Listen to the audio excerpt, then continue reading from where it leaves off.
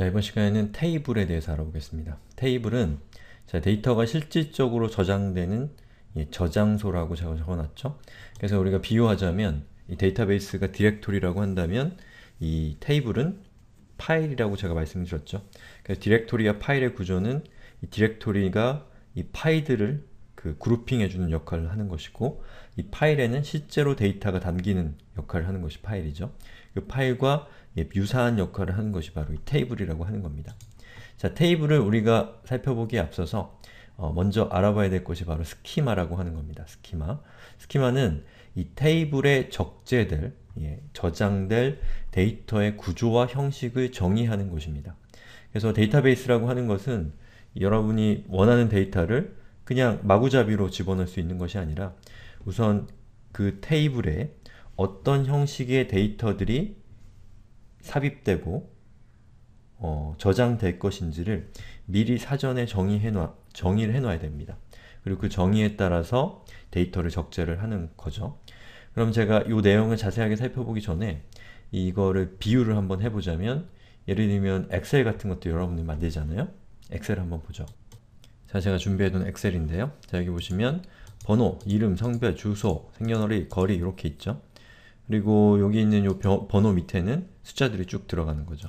그래서 보통 이런 엑셀 같은 것에 어떤 데이터를 구조화시킬 때 제일 먼저 요 각각의 컬럼의 제목들을 정하죠. A 컬럼은 번호고, 두 번째는 이름이고, 세 번째는 성별이 온다. 이렇게 일단 정의를 하는 거죠. 그리고 각각의 요 셀들 있잖아요. 한 칸 한 칸을 보통 셀이라고 하죠. 데이터베이스는 필드라고 하고요. 이 필드에 들어갈 데이터의 어떤 형식들을 정하기도 하죠. 예를 들면 자, 여기서 이렇게 셀 서식을 하면 지금 파란색으로 표시된 생년월일에 날짜를 지정을 할 수가 있습니다. 그래서 날짜를 뭐 이런 식으로 표기한다 확인 누르고 2001년 1월 1일이라고 하고 엔터 치면 보시는 것처럼 이렇게 자동으로 변환이 되죠. 그리고 만약에 숫자를 여기 표시를 하는데 이 숫자에다가 제가 숫자를 하고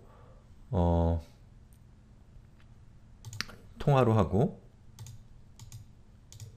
기호를 뺀 다음에 숫자를 좀 파악하기 쉽게요. 이렇게 한 다음에 확인한 다음에 거리에다가 이렇게 적으면 자동으로 소수점 콤마를 붙여주죠.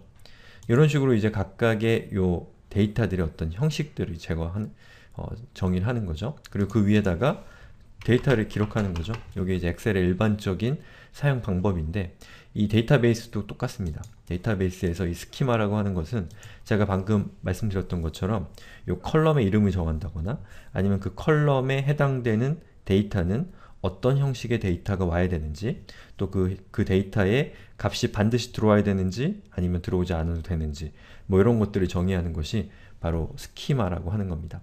일종의 데이터의 설계도를 먼저 만드는 거죠. 그럼 그 설계도에 맞게 데이터를 적재를 해야 됩니다. 만약에 그 설계도와 다르게 데이터를 적재하게 되면 오류가 나타나게 되는 거죠. 자, 여기 테이블을 생성하는 SQL문이 여기 나와 있어요.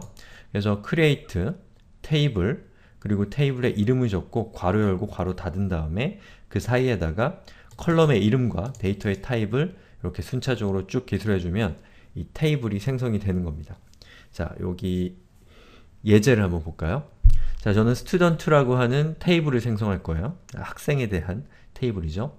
그리고 id는 번호예요. 그래서 우리 보통 학급에서 3번 일어나, 27번 일어나, 책 읽어, 뭐 이런 거 하잖아요. 그때 사용하는 것이 이 id라고 생각하시면 되겠습니다.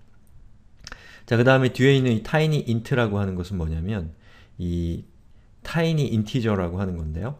그 아주 작은 값을 의미하는 겁니다. 이 데이터의 세계에서 작다고 하는 것은 뭐 아주 작진 않아요. 최대 여기 밑에 보시면 데이터 타입이 나와 있죠. tiny int는 0부터 255 사이거나 아니면 마이너스 128부터 27 사이다 라고 이렇게 정의가 되어 있죠. 요 숫자에 해당되는 값이다 라고 하는 것을 정의하는 게 tiny int입니다. 그래서 이 id의 컬럼으로 오는 값은 요 범위 안에 있는 값이다 라는 뜻이죠. 자, 범위가 두 개인 것은 제가 이따가 설명을 또 드릴게요. 그 다음에 notnull이라고 하는 것은 요 id에 어떠한 값이 반드시 들어와야 된다라는 뜻입니다. 그래서 여기 보면은 요 int는 숫자를 의미하는데 여기 숫자가 아니라 다른 뭐 문자나 이런 것들이 오면 에러가 나는 거고요. 그리고 여기에 있는 요 id라고 하는 값을 정의하지 않고 데이터를 적재하게 되면 역시 마찬가지로 에러가 나오는 겁니다. 예. 그렇게 해서 name 같은 경우는 차고, 여기 보시면 문자에 여기 char이라고 적혀 있죠. 요 차라고 하는 데이터 타입을 지정을 한 거고요.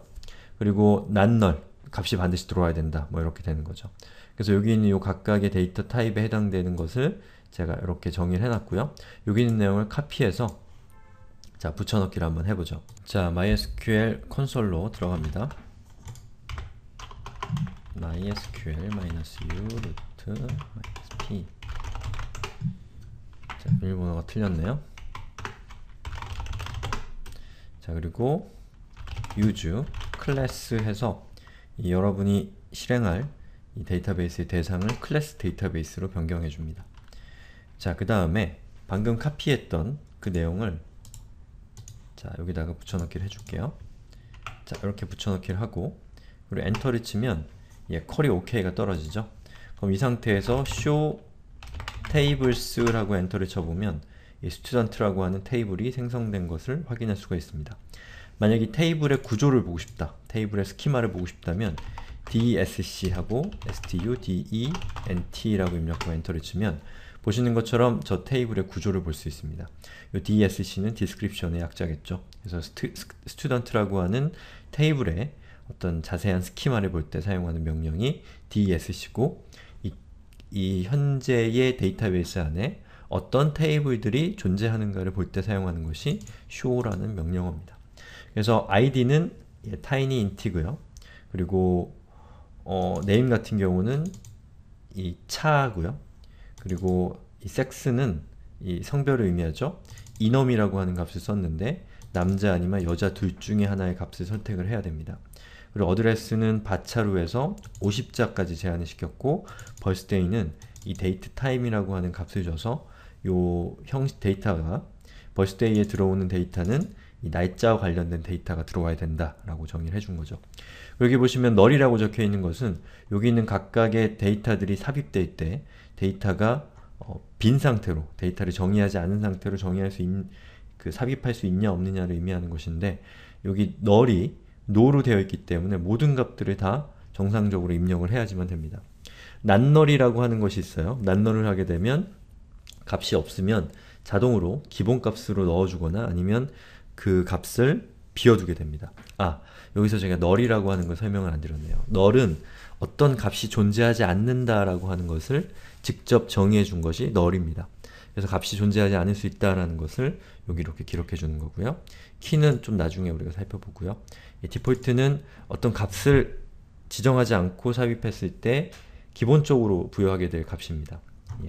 엑스트라는 뭐 설명 안 해도 될 것 같고요. 이렇게 해서 이제 우리가 그 테이블을 생성하는 것까지 확인을 해봤습니다.